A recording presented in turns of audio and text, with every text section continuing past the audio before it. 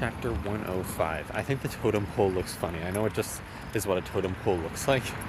I don't know, it just looks funny, and the fact that you have to run to it to reset your stupid watch. And the mock trial was funny too, like, too bad that Neo had to lose immediately. But it's crazy how, like, she runs to a chair, Utsuka beats her to it, and then she just looks around and all the chairs have already been taken up. It's like, geez, it's so quick. But Utsuka was apparently still the fastest player, so everyone got the chairs, like, all at once. And Utsuka gets rid of the chair that he already used, since there's no more use for it. Which I feel like there's like a hidden critique of capitalism there, because it's like he's getting rid of the chair because he doesn't have a use for it, even though he literally just used it to win this round. Like, I honestly think that's not a coincidence. I think that there's some sort of critique of, like, you know, using people just because they're useful, but then the moment that they're not useful, you just throw them to the side. So, boo Utsuka, but it's the same strategy that Akagi used too, and supposedly all the other players. We just hear that Akiyama wins a round and removes the chair. We don't know which one he removed, but it's probably just the same strategy. After all, getting rid of a different chair is just gonna worsen your odds even more than if you just left all the chairs as is. So just to prove a point, you know? It'd be like Yokoya participating in the revival round just to prove a point.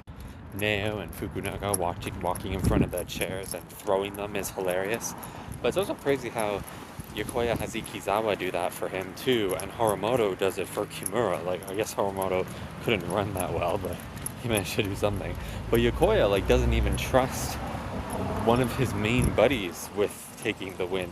Like, Yokoya needs to get the win himself because he doesn't want to lose that advantage or have someone run away with the advantage. But this is pretty interesting because, like, the whole idea that, like, you know, in the pandemic game, it's like, you know, you tried so hard to not be a loser, but now, like, you know, like, it's the same with, like, the minority rule game. Like, you think that you don't want to be a loser, but if you are a loser, you can take part in the revival round and potentially win. Sorry, the bus stop isn't where it usually is. The bus stop is usually here, but it's over there. Yeah, I feel like this arc has, like, a strong theme of humans' usefulness, because the pandemic game, we thought that the losers were screwed, but now they're the ones who ultimately get to decide who wins, especially if they're not already loyal to any particular faction. So I just find that interesting. And those are pretty much all my comments. I should be somewhere in 10 minutes. That takes like 20 minutes to get there. Wish me luck on that. Yeah, like I said, if you lose the minority, you actually have a chance to be free from the whole tournament. He's like, but I guess okay.